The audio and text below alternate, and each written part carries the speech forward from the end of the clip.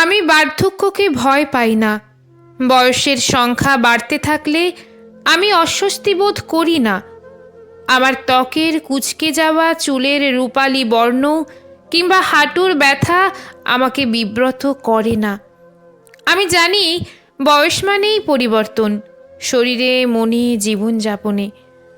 আমি একাকিত্বকেও ভয় পাই না। সময়ের সাথে সাথে আমি বুঝেছি একাকিত্ব কারো শাস্তি নয়, বরং নিজের সঙ্গে সময় কাটানোর আর এক নাম। আমি নিসঙ্গতার গহনে হারিয়ে যেতে চাই না, বরং একাকিত্বকে বন্ধু করে নিতে চাই।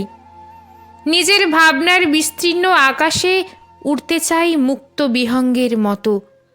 কিন্তু একটাই ভয় তাড়া করে ফেরে, আমি যেন কারোর জন্য বোঝা না হয়ে যাই, আমি যেন কারোর জন্য দায়িত্বের ভার হয়ে না দাঁড়াই, কারো জীবনের হিসেব নিকেশে এক অপ্রত্যাশিত সংযোজন হয়ে না থাকি। আমি চাই না কেউ আমাকে শুধুমাত্র করুণার দৃষ্টিতে দেখুক।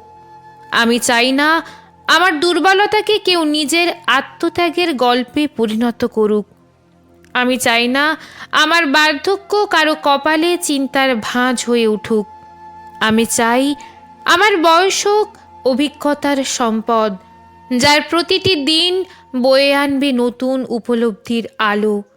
আমি চাই বৃদ্ধ বয়সে আমি এক অগ্রন্থিত কবিতা হয়ে থাকি, যার প্রতিটি শব্দে থাকবে বেঁচে থাকার আনন্দ, জীবনের গভীরতা।